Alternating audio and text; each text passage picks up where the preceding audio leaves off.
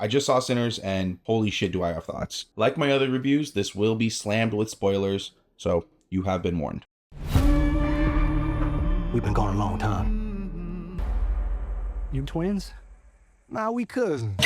Sinners is a movie directed by Ryan Coogler and produced by the always great Jordan fucking Peele.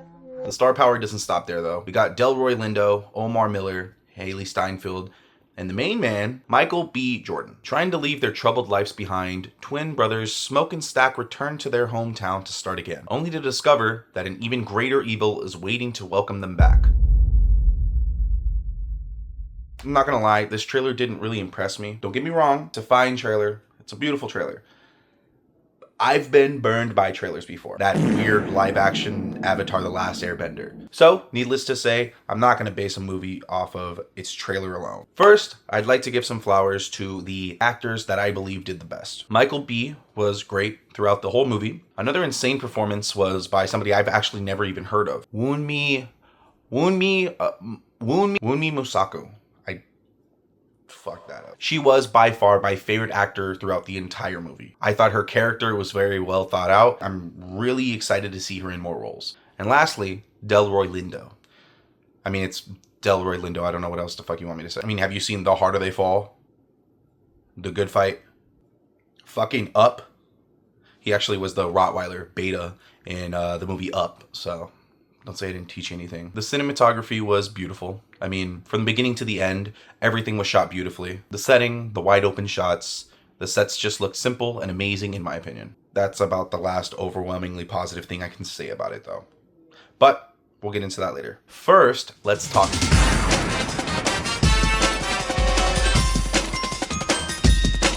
This movie takes place in 1932's Mississippi, around the Jim Crow era, so not the best time to be black. But this movie does a beautiful job at not focusing on just the negatives, but also the beauties found in hardship. I really like how it was able to focus in on the resilience of the black spirit and how to find happiness through the struggles that we inevitably have to go through. Whether that be spending time with loved ones, finding moments to laugh, or playing a guitar so good that it summons a pack of vampires to kill everyone you love. Well,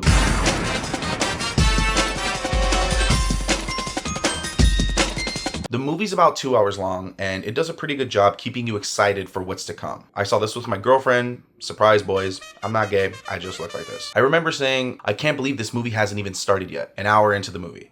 Well, that's when things take a dramatic turn. The movie does a really good job setting up this big shindig that the boys are hosting for all of the people of Clarksdale to be free to dance, drink, and listen to blues. Now, I'm not going to spoil the movie, but there was this one specific scene that I really wanted to talk about. It just kind of rubbed me the wrong way. Towards the climax of the movie, before the big reveal that the Count himself is going to pay a visit, there's a scene where Annie explains how music can transcend this plane of existence and can reach all the way to the spirit plane. This can cause one to summon spirits from the past and the future. And the way they chose to visualize this is kind of cool, until we get to the shoddy stolen ass to some trap shit.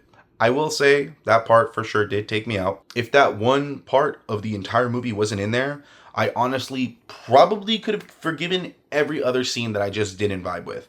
But that shit was just so awkward. It pulled me completely out of the movie. But who am I to speak on how black culture should be represented? I can barely speak on Mexican shit, and my fucking dad swam here. I also want to talk about this one specific scene that honestly had everybody even around me slapping their fucking heads and sighing. Right before the big fight scene, a character, Grace, an old friend of Smoke and Stack, decide to let the vampires in because she and she alone want to fight them. Why she didn't just go outside herself, I don't know. Why she chose to throw away the only method of keeping the survivors safe as far as we know, I have no idea. I also wasn't a really big fan of the veteran badass fucking mows down a bunch of Klansmen. Now, I would love to see them goddamn Peckerwoods get chopped down just as bad as the next sumbitch. But how did he not get hit once walking up to them? He's walking with a fucking sniper rifle, runs out of ammo. There's like 8 dudes still alive, still fucking shooting at him. He fucking bends down, pulls out a Tommy gun, and somehow does not get shot throughout this entire fight.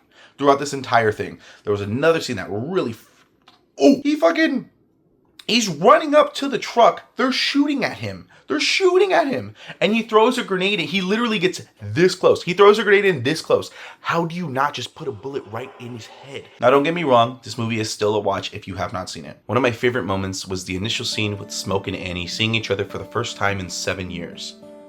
We start out with Smoke laying flowers on a tiny memorial. Annie and Smoke have some words about how none of this voodoo or magic she believes in is real. Smoke's never seen no demons, no ghosts, no magic, just power. Annie challenges his way of thinking and says, all that war, and you're back here in front of me. 2 arms, 2 legs, 2 eyes, and a brain that works. How do you know I didn't pray and work every route my grandma taught me to keep you and that crazy brother of yours safe every day since you've been gone? The whole world seems to go silent, and Smoke, not speaking to offend, but to hear some kind of answer that could justify the pain he feels, simply asks, how come those roosts ain't work on old baby then? Damn. This is the same movie. Overall, Sinners is one of those movies that people like for the right reasons and are probably going to dislike for the right reasons as well. Was it a scary movie? No.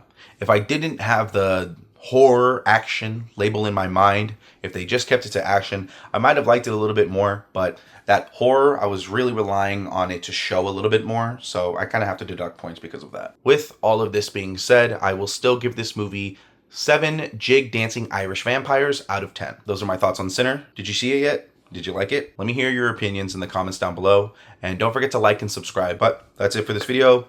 Thank you for watching. Bye.